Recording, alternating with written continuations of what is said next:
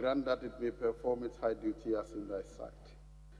Give divine guidance to the President of the Republic, that members of Parliament and ministers of state with discernment and vision, integrity and courage, that through the labors of government, this land and people may be well and truly served. Their good purposes for the common human life be realized in our midst. O God, grant us the vision of our country, fair as it might be. Country of righteousness, where none shall wrong his neighbor. Country of plenty, where evil and poverty shall be done away with. Country of brotherhood, where all success shall be founded on service, and honor shall be given to the deserving. Country of peace, where government shall rest on the will of the people and the love for the common good. Bless the efforts of those who struggle to make this vision a living reality. Inspire and strengthen our people, that they may give time, thought, and sacrifice to speed the day of the coming beauty of Ghana and Africa. Amen.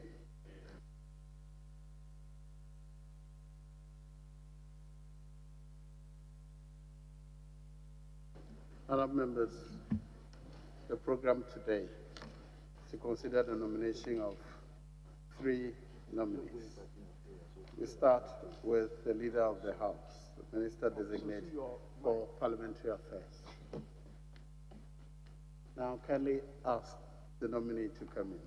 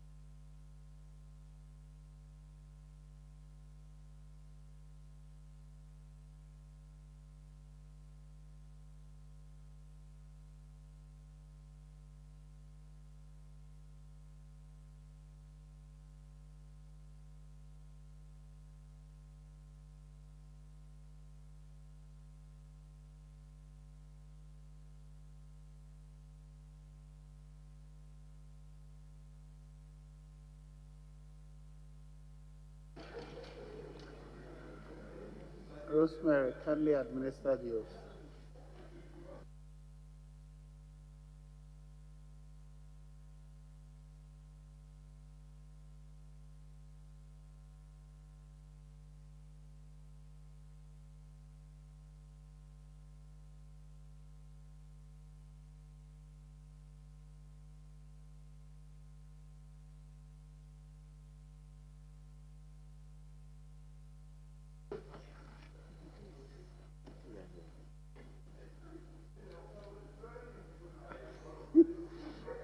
We don't want to spend more than 30 minutes with our leader, so let's move quickly. Yes, can you administer the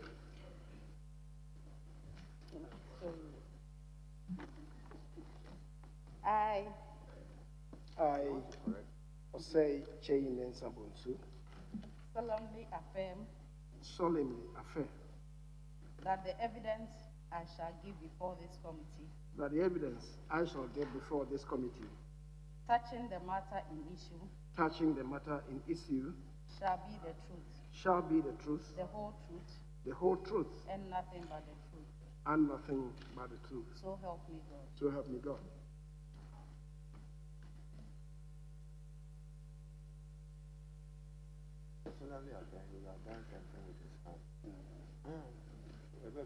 Yes, Honourable Leader, please, kindly resume your seat. We were wondering why you are affirming without showing your hands. That's how you affirm. Solemnly affirm. Is that not right? Mr. Chairman, affirmed by my whole physical constitution. Are you not Are you not a regular worshiper at the Assemblies of God Church? I am. But you chose to solemnly affirm. Because we don't swear. It lies within your choice to do so. Chairman may ask you to assume your seat. Your name is Osei Kyei Mensah-Bonsu. Is that right? That is so, Mr. Chairman. You're MP for Swami. That is so, Mr. Chairman. You've been MP 7th time in this parliament. Is that right? I've been MP for 6 terms. I'm in my 7th term now. I'm beginning my 7th term.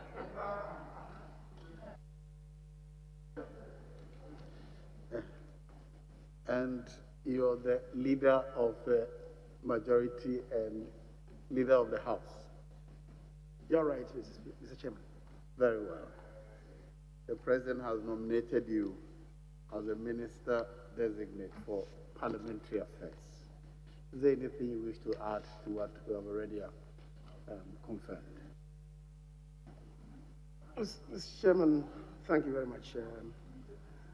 The President has nominated me, if I may say, as Minister for Parliamentary Affairs. Mr. Chairman, with respect, I heard you say that the President has nominated me as Minister-Designate for Parliamentary Affairs. I thought the President has nominated me as Minister for Parliamentary Affairs, not as Parliamentary Affairs Designate. You are Minister-Designate for Parliamentary Affairs before this committee. For now, yes. That's right. Yes. Do you wish to add anything? Chairman, let the nominee know that you are in charge. Chairman, with respect, if you can quieten the flanks a bit for me, I'm not hearing you well. Do you wish to add anything to what you have already admitted?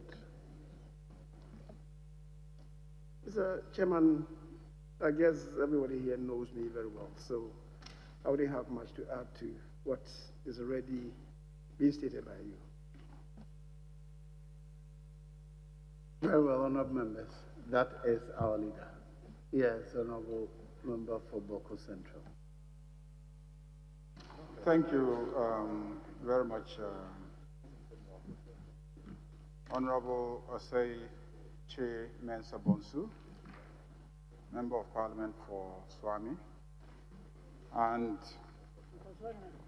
leader of the majority group in Parliament.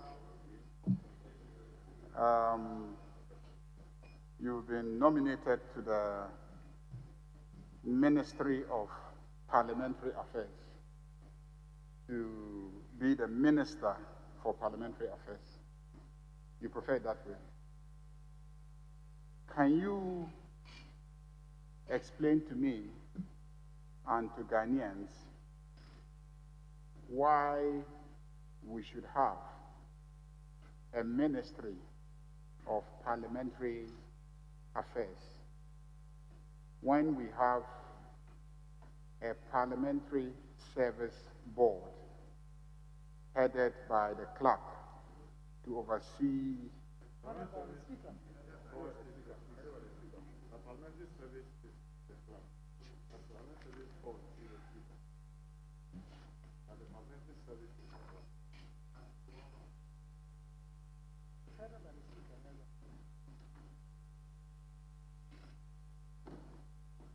Yes, leader, you may answer. Yes, sorry.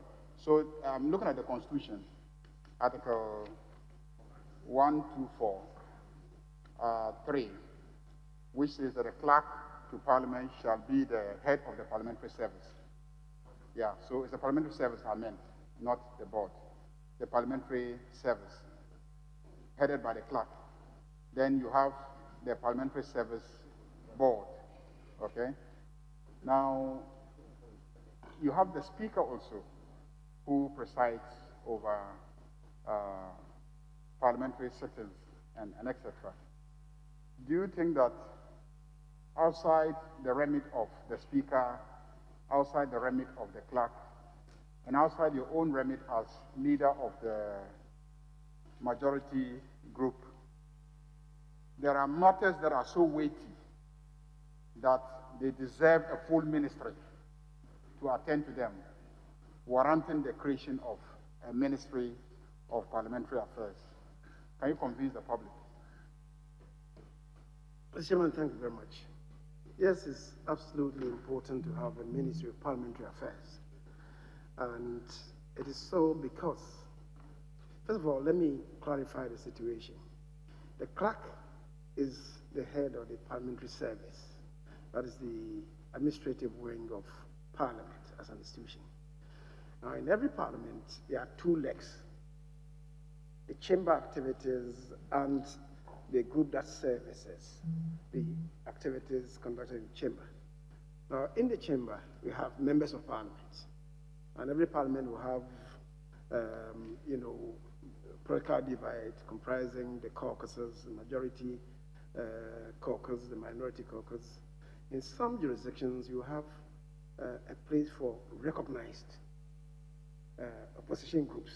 Unfortunately, we don't have it. In some jurisdictions, if a party attains a certain defined number, like say 5 or 7 or 9, that party will be recognized in itself as a recognized opposition group. As I said, we don't have that. We just have majority, minority.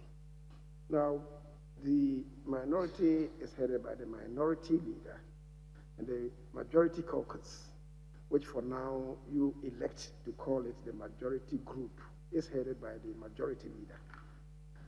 Now, the two together, if you have the majority minority, to the extent that we may want one person to speak for the House, the majority leader would be the leader of the House. And then you have the clerk. When you have the two coming together, the Speaker is the head. And that is why the Speaker is the head of Parliament as an arm of government.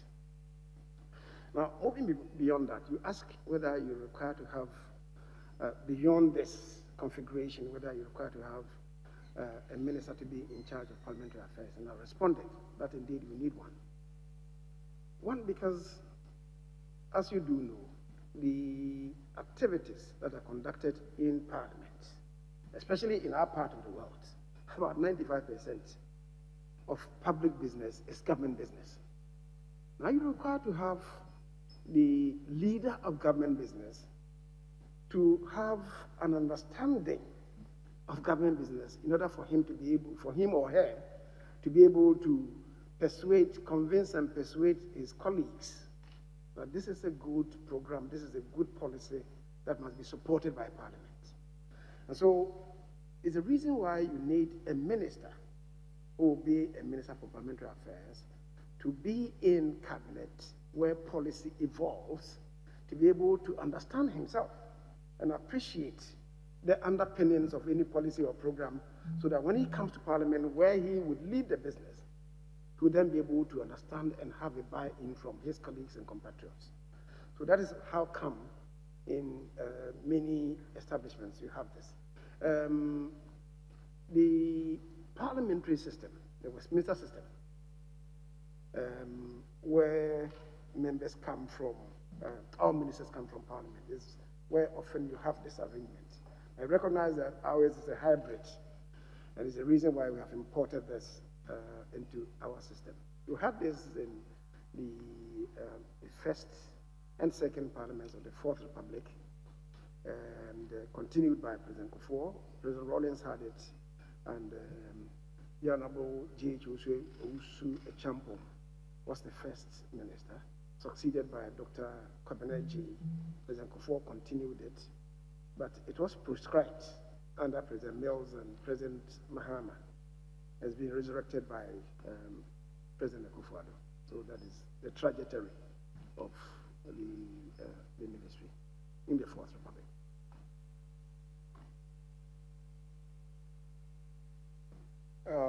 You don't think that even though the Constitution prescribes a hybrid system that makes ministers, at least 50% of ministers to come from Parliament, that to push the boundaries and promote some level of independence of Parliament, that we don't encourage the leader of the Parliament to be an appointee of the President.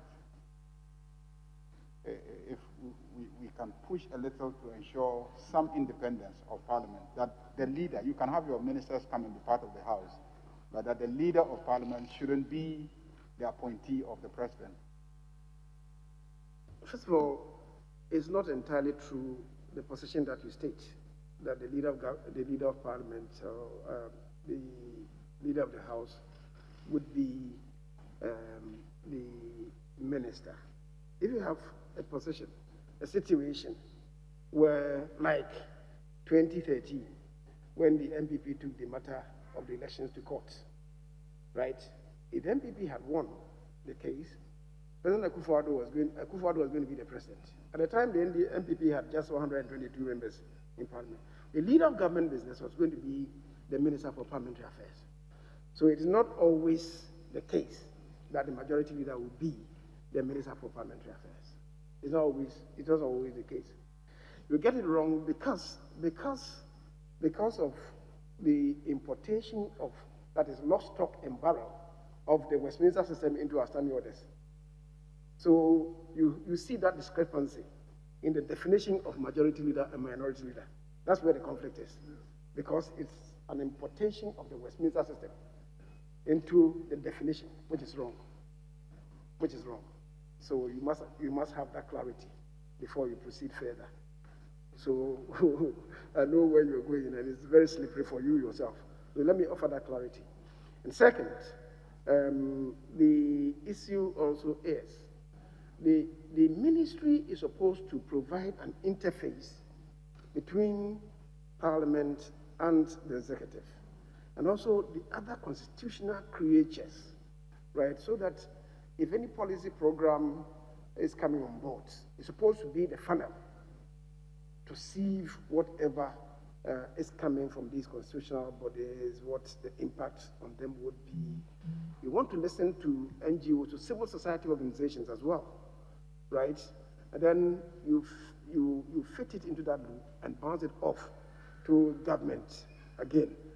And then it also provides platform to sensitize the general public about government programs and policies.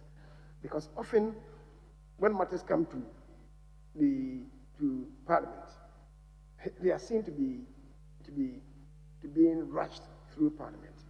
If these are known, the agenda of government is known to the ministry, to the leader of government business, these things could be in the public domain long before they are even introduced in Parliament, so that public sensitivities and public opinion would feed into government programs and policies even before they are introduced in Parliament. And that makes it richer. So, again, it's a justification for the creation and indeed existence of the ministry. It's no duplication, and there's no conflict at all. That is if we have clarity of role definition. I do remember that when we had this peer review, when they came to Ghana, they thought that the ministry existed just to emasculate Parliament. Because in those jurisdictions, they are all presidential systems, strict compartmentalization, and ministers are not chosen from Parliament, so they didn't understand. That's the reason why it fed into that report. But it was wrong perception.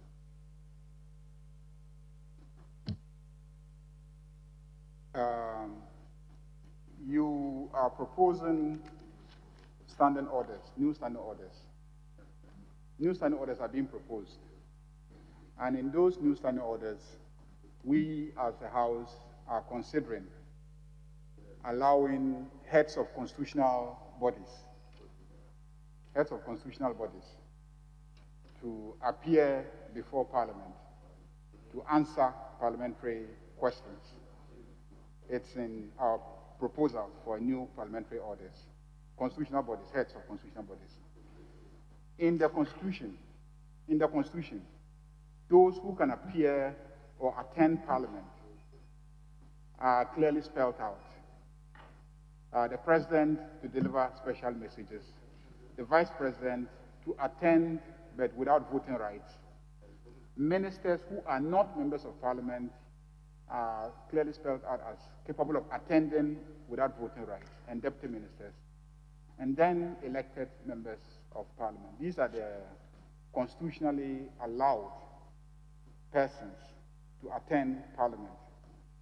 The new proposals that you are making is seeking to directly hold heads of constitutional bodies accountable to Parliament by saying they can be summoned to come and answer questions like any other minister.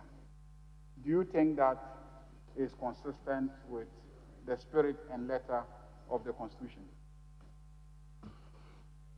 Thank you very much. First of all, I'm here as Minister-Designate for Parliamentary Affairs, Ministry. The question that you're asking me relates to my capacity as Majority Leader.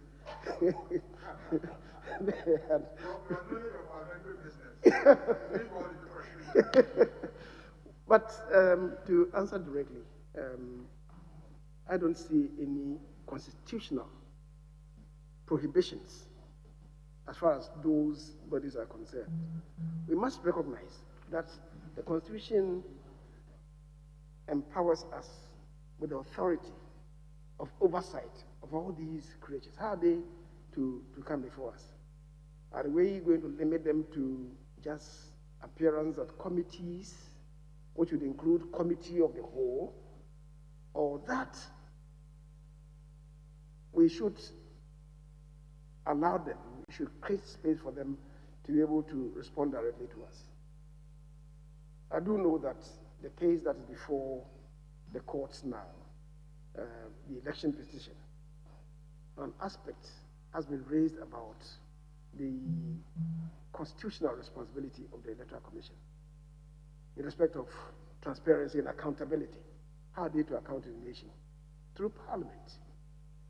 And that is why it's not Osei Mensah-Bonsu, but the leadership of the House considers it worthy to create space for the constitutional creatures to live up to their responsibility and also to empower us to seriously interrogate into their administration and activities. A thought that will really reposition Parliament and strengthen Parliament in the performance of our oversight responsibilities.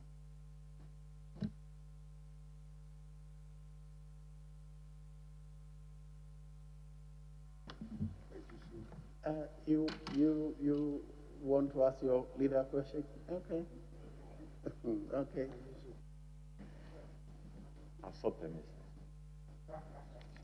Respectfully, Leader, the current construct of our laws shows the primary duty of MPs as members of Parliament to make laws.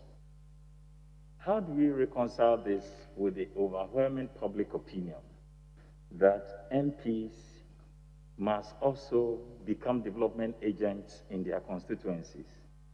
And we know that the MP is elected, the assemblyman is elected, but these people don't have access to development funds. Please, with emphasis on the MPs, do you agree? And will you take steps to ensure that our laws are amended to give MPs some funds to serve as development agents in our constituencies?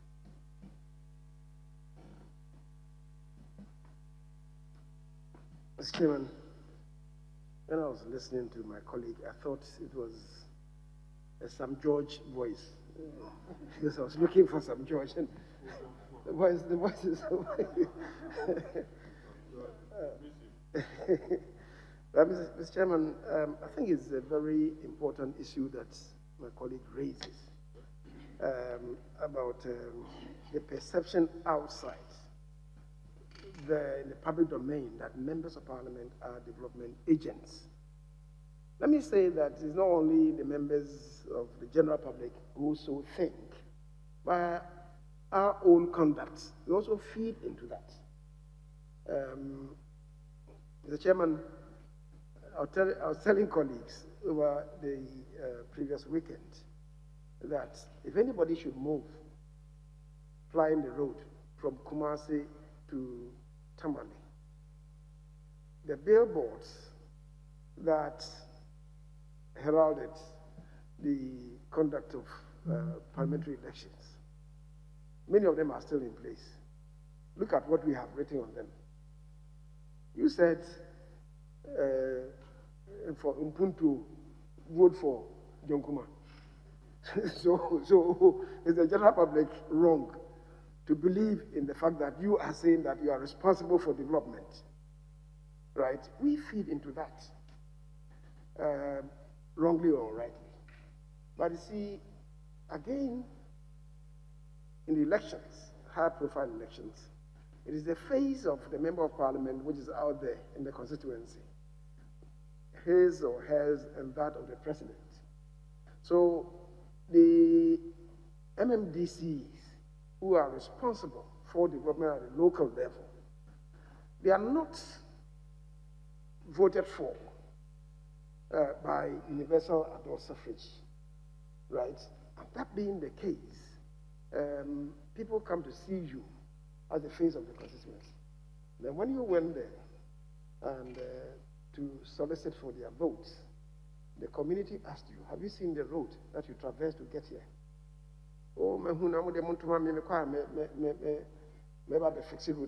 especially when there was an incumbent MP that you thought was not doing very well. You would happily, I have not used the word undermined, you are saying undermined. You will happily respond that, oh, the member of parliament has been there, he's not been helping you, vote for me, I'll help you. Because you also want to get to parliament. Sometimes that's why I'm saying that by our own conduct, we also feed into it. Before we first came to parliament, we didn't have this MP's share of the common fund being given to us. But how much is that? That is supposed to serve you to do some patch work. Really is money that is given to you. There's a rainstorm in your constituency, the roof of maybe a classroom is ripped off, and you go visiting, and you realize that if you have to apply through the Ministry of Education, it's going to take a while. You have that amount in your coffers. So you link up with the DCE and whoever, and then you apply to go and have the classroom re-roofed. That amount serves you for that purpose. There's not much. I appreciate the fact that it's increasing a bit. There are cracks in a hair facility. You use it to patch it so that it doesn't collapse on the patients who go there. So that is to the extent of the assistance that that fund offers you. In terms of major development activities, it cannot help you in any way. It cannot. There's been this debate over a period that because of the misconception, perhaps that amount should revert back to the assembly so that, like Pontius Pilate, we wash our hands off the issue of monies being given to us for development. I have not made that determination yet. The other side is that, oh, because the amount is so small, can we have a meeting with the administrator of the Common Fund and indeed the minister responsible for local government and have it upped so that it's able to assist us in a bigger way to impact the development activities in the constituency. It's a decision that the House should come to. For now, I'm not in a position to say that it should be scrapped or that it should be upscaled to some level. It's our own decision. But let me say that we should learn useful lessons from our own conduct. I believe that if you stay in this house for 1 term, 2 terms, you have insurgents, in quotes, invading your constituency, telling them that, oh, John came promising that you do this. He's not be able to do it. He gave me the opportunity, I will do far better than he is doing, right?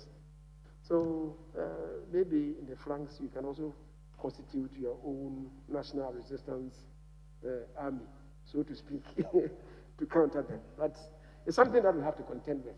I will need the NCCE to help us as a house to educate the populace out there that the Member of Parliament is not really a development agent.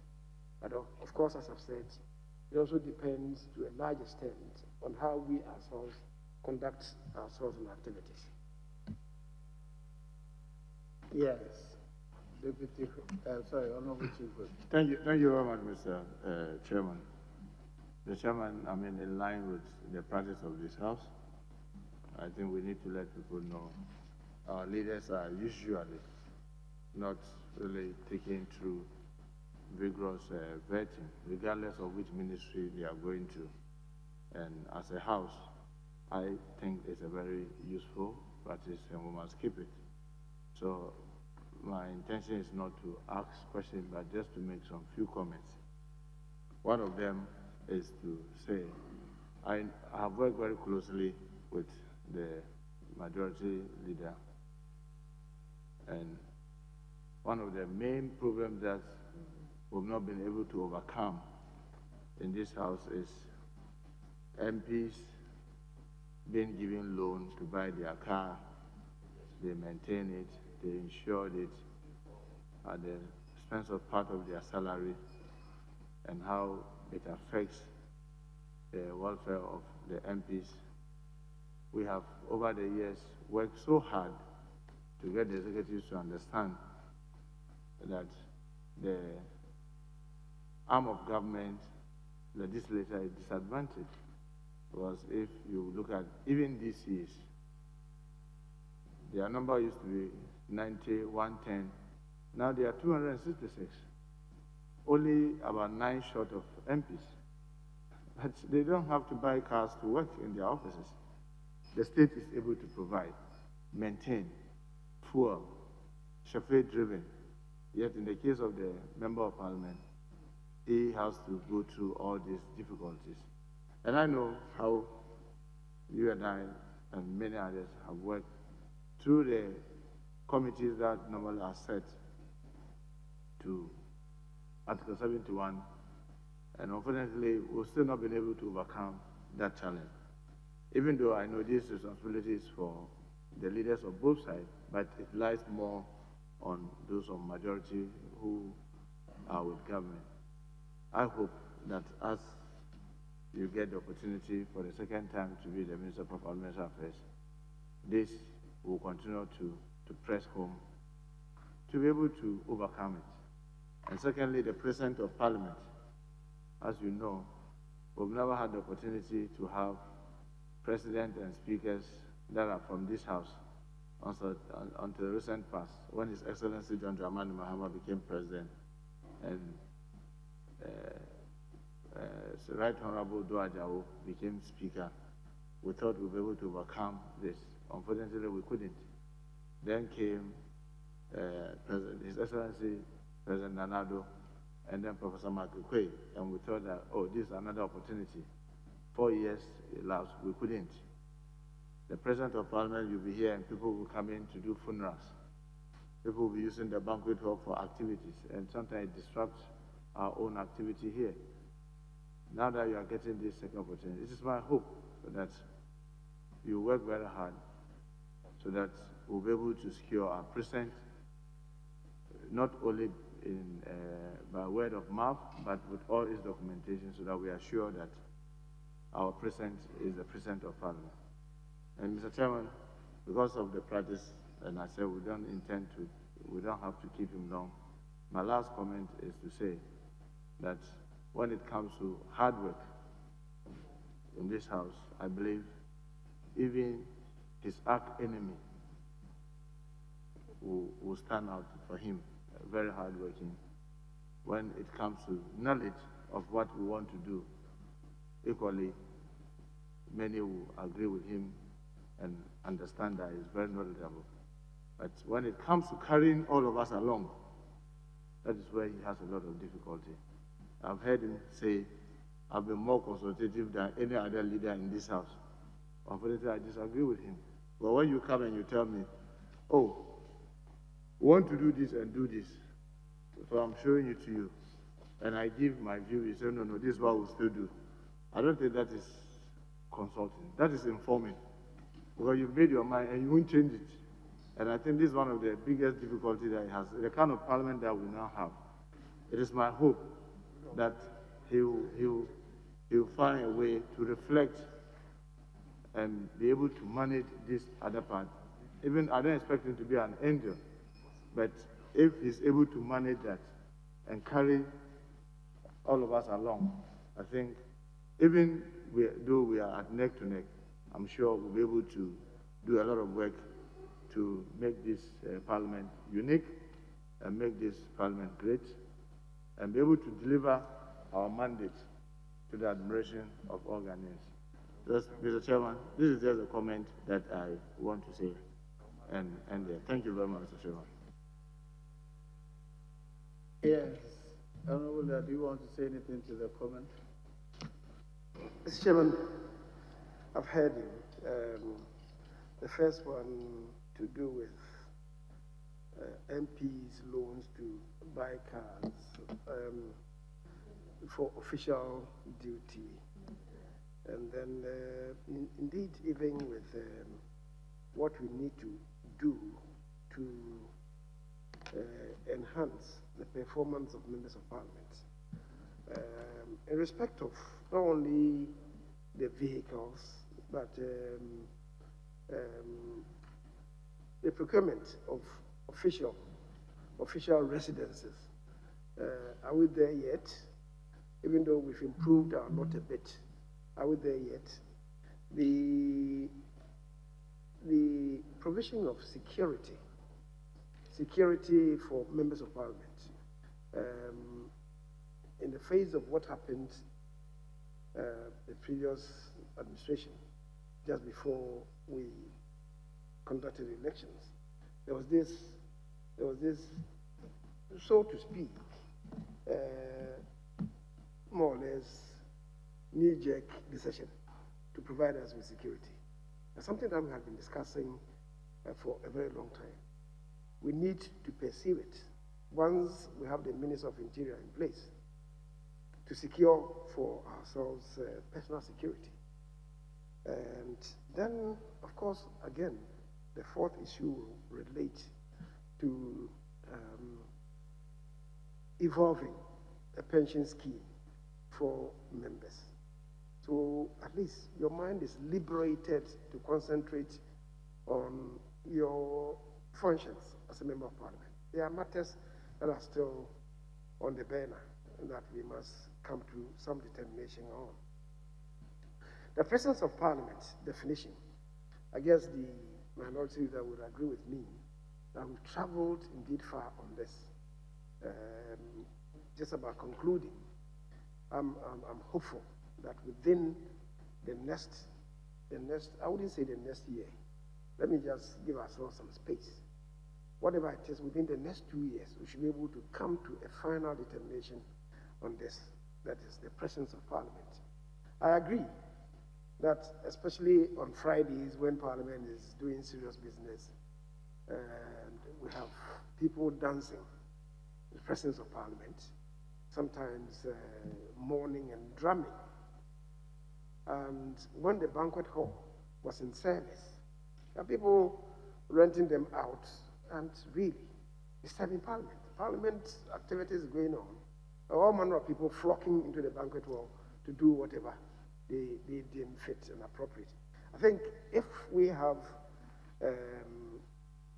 ownership of the presence of parliament, these things will be things of the past. As I said, I am very hopeful that the next 2 years will bring this matter to a conclusion. Thank you for the compliment on hard work, knowledge, and so on. And you want me to carry everybody along. Speaker, Mr. Chairman, I'm not too sure that giving my own weight I'm able to carry the chief whip of the minority at my back. I'm not too sure that I'm able to do that, given my own weight. But, the Chairman, I think that on a much more serious note, he wants a situation where everybody will have a buy-in into government policy and program. Let's face it, that is often, especially when matters relate to policy, it will be difficult to carry everybody along because the political parties differ in their philosophy.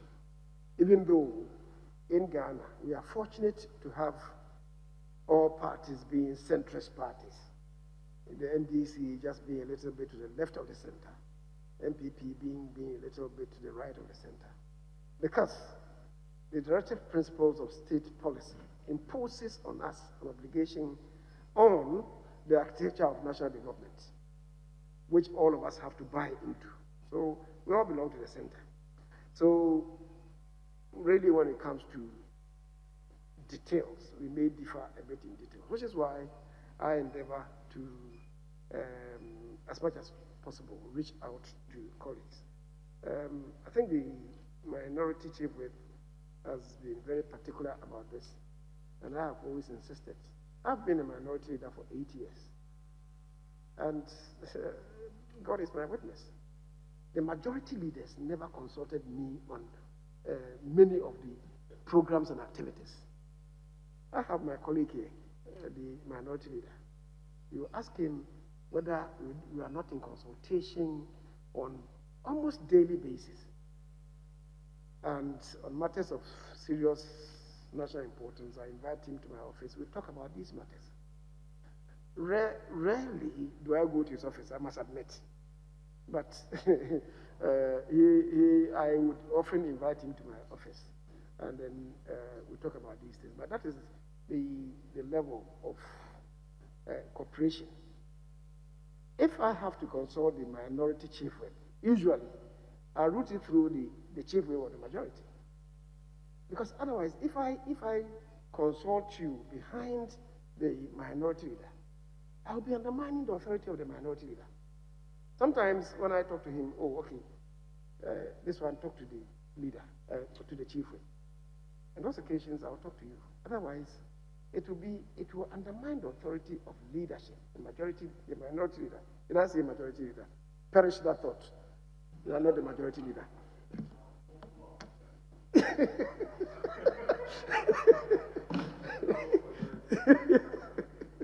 Anyway, so, I mean, that's how, to what extent that we cooperate. To the extent that sometimes people think that, as he keeps telling me, that he sold out to the majority. And he asked me whether he's Kobe to be sold. You know, I think we cooperate a lot. But the fact that you complain means that there's still room for improvement. And I will take that on board. Well, I'm surprised that a chief wanting to ask his leader a question. I will save you the trouble. Honorable Minority Leader. Chairman Speaker, let me thank you for the opportunity and also to congratulate our leader and leader of the House. Sometimes he still lives in the world of the past of not wanting to carry Parliament along as its leader in the various respected roles he's played as minority, majority. But as observed by the Chief Whip, the Honorable Muntaka, and I share and associate myself absolute with his comments that in terms of purpose, the Honorable Chief Mensah demonstrates it.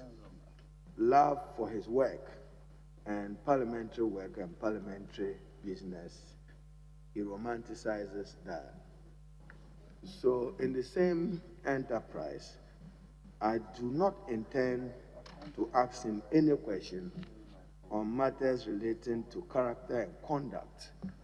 But I envelope some issues that in the public interest, I would want him to, at his own pleasure, make some commentary for the benefit of the Ghanaian people and for stronger and accountable parliament and for a better democracy of our country. Therefore, not direct question, as would have been my attitude with any ministerial nominee. One, what is your mind? You've been concerned about attrition rate of parliament and as losing very quality materials. I mean, the last parliament, you've seen the like of the Honorable Banda, Honorable Inusa, Fuseni, Honorable Lecturer, Dr. Asibe, and Ben Abdallah and Co. If you want to share some opinion on that, that would be helpful. Then two, constitutional review. Where do you stand? The 1992 Constitution, are you for a comprehensive review of the Constitution or just pick and choose aspects of it for our purposes? Then my third, you are concerned as I'm concerned. And Mr. Speaker, that will be my only question for him. The rest are commentary. This one will be my question. How do we end and manage or deal together with civil society and the Ghanaian public and political parties the monetization of our election processes and the threat it poses to the sustenance of multi-party constitutional democracy? Yes, I know all the political parties, NDC and PP, are guilty of it, but I'm using the yardstick of the last MPP primaries and the heavy doses of money. We saw many of our friends collapsing to that hemorrhaging cost of money. So that would be my only question for you to do. The other one would be a comment, how do we work together to strengthen Parliament? And then also to tease your mind, as I have said, I have no direct question for you. One of the weaknesses of our Parliament in the exercise of oversight is the rush with which successive governments, NDC and PP, have subjected Parliament to. You bring in a bill, you are suspending the standing orders, stakeholders are not being consulted, persons affected by the legislation or likely to be affected are not involved in the process. And you come in with a loan facility of 1 billion, thanks to a public financial management system, you expect it to pass within 24 hours without scrutiny. You are free to comment on any of this. I have no doubt that you are capable of playing any role. I look forward to a better and a strengthened relationship between the executive and Parliament, but as co-equal arms of government. That is what you should lead, co-equal arms of government, not one subservient to the other or subservient to the executive. So, Chairman, I would not have, except the monetization issue, the rest, maybe he wants to communicate with the rest of the world and the Ghanaian public what his enormous experience can benefit the people of Ghana and our democracy. I thank you, Chair.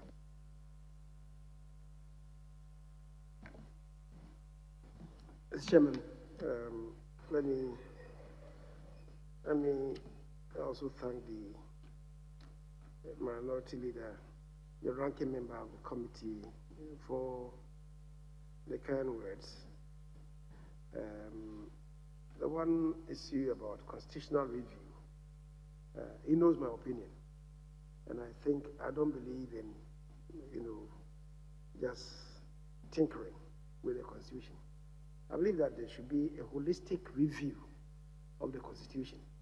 We are in Parliament, we have applied the Constitution. Indeed, we apply it on a daily basis. We know the weaknesses that confront us in many areas, including even what he himself is alluding to, the process of amending the Constitution, especially the entrenched ones, which seem to relegate the Parliament to the backyard, even with the non-entrenched. What's our properly defined role?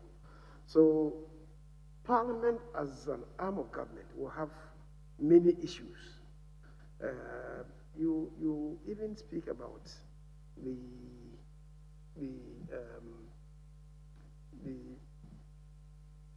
bringing agreements and bills to Parliament. And sometimes when we have to set aside some of the orders, the Constitution itself is a bit confused about what to do when we have to abridge the process. You would realize, my colleague, that when you refer to Article 106, I think, Article 106, which deals with the mode of exercising legislative power. Just look at it. When you come to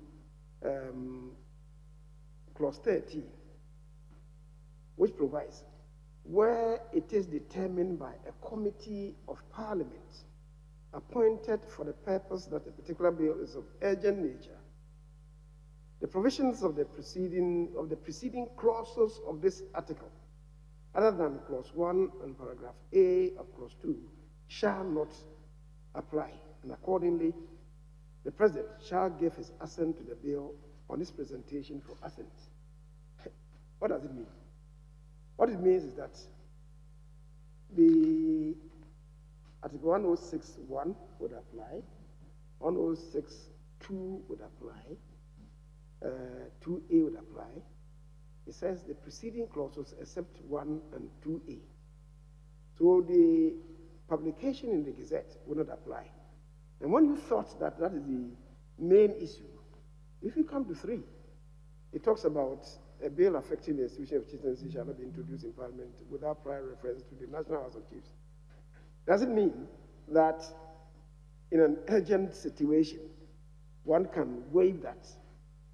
106.3, there's that unclarity. 106.4 then relates to the processes. That is first reading, second reading, the consideration stage, third reading, and so on. It says that all these should be suspended. What does it mean? How does the bill enter Parliament in the first place if it is not read for the first time? So there's that unclarity and confusion. And I think that we should have a holistic view of this, of the Constitution. In much the same way, if we relate it to the judiciary, they'll have their own issues, the constitutional creatures. You remember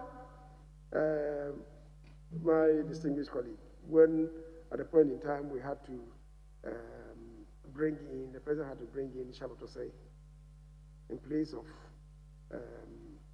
Afarijan, who had retired. My position at the time was that we should have the president submit the names to us for Parliament to subject it to prior approval using 2/3. If you come to Parliament approving by 2/3, the president will be forced to be very much more consultative in the appointment than is usually the case. That was just a suggestion. Today, commissions and commissioners who are appointed by the president are undermined because of maybe lack of trust.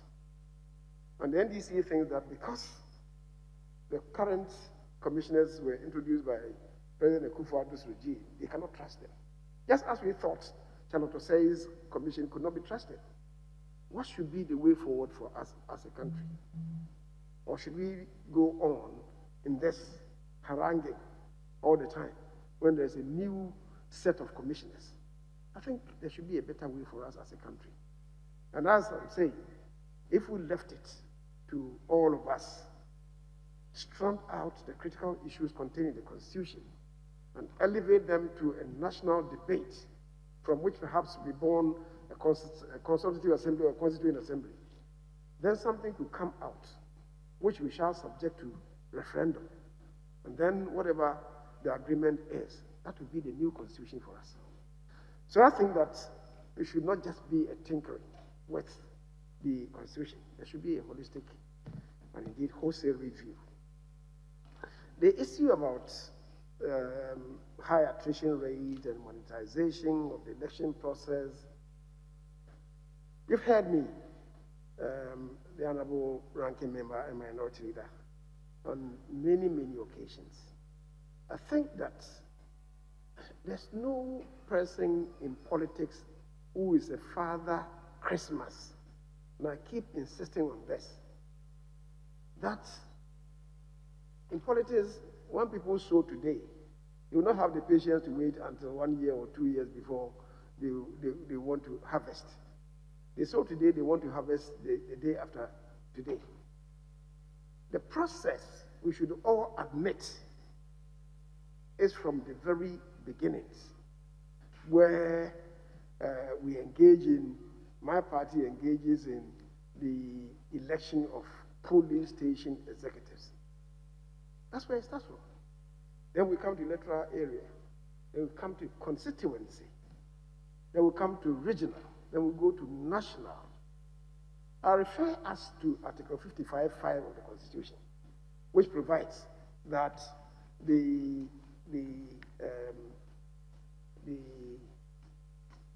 chairman, if you permit me, 55(5), which provides that the internal organization of a political party shall conform to democratic principles and its actions and purposes shall not contravene or be inconsistent with this constitution or any other law. On account of this, some people think that at every level of the structures of the party, there should be elections. I disagree. I disagree, because the same article in clause 9 says that the members of the National Executive Committee of a political party shall be chosen from all the regions of Ghana. Now, by these elections that we conduct, how are we able to constitute the National Executive of a political party to reflect membership from all the regions in this country? We're not able to do that. Yeah, good. The language in the Constitution is they shall be chosen. Of course, election is one means of choosing people. But election is not the only means. Popular acclamation is a means of choosing. Appointment is a means of choosing. So until we come to some understanding on this, we shall have problems. And it reflects in choosing parliamentary candidates as well. In the established democracies, at the end of the term of a parliament, nowhere in the established democracies do you have what is happening in Ghana, that the sluice gates are opened and anybody can enter. Democracy everywhere is guided and guarded. And until we come to that understanding and open the sluice gates every 4 years, this monetization would become difficult for us to banish it. Because elsewhere, the parliamentary parties assess the performance of the MPs and pass on the recommendations to the party. This person is doing so well. And Minority Leader, you mentioned a certain person called Ben Abdallah. You know what he was doing for this house and for country. You spoke about Dr. Osei. And we all know the contributions of a certain Fuseni Inusa, of Yilechire. Today, they are not all part of us. They are not part of us because of certain frustrations. Some of them went into primaries and lost. So, for how long are we going to continue in this process? And we all know that a lot of the considerations is not really what a person does in Parliament, but some other considerations that have nothing to do with the performance of business in this house. So that's where it starts from. And I think that not until the parties confronts this reality, it will be difficult to stop the tide of the high attrition rate. I think I've attempted to answer the question on the rushing of bills through Parliament, and the other one is how to work together to strengthen Parliament. I think we are in that enterprise together. We're not either. Okay, we've kept you we continue long to enough. be in that enterprise together. We've kept you here long enough. He said, we have kept you here long enough for our leader. We thank you for attending upon the House. We are always in touch with you. We harass you from morning till evening till we get what we want. So be assured that we'll continue to be with you and after you for the things that the Parliament needs. Chairman, but what is the meaning of Sumpahine and Sumpahima? And is it spelled with a U or O? As what? Chairman. Some S-O-M is to serve. So Sumpahine is the chief of good, the person who renders good service to the community. Right. Just so as my wife. Chief of servants. Just so as my wife has also been installed as Sumpahima. I'm not feeling the good service. In what respect? So here, Mr. Speaker, Suhini has his view on other considerations that I don't want to involve myself in.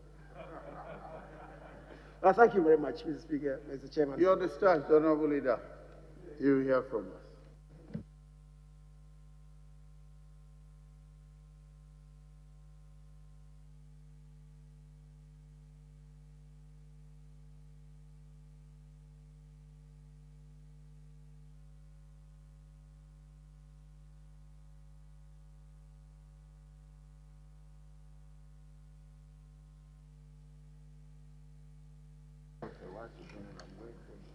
The next nominee, please.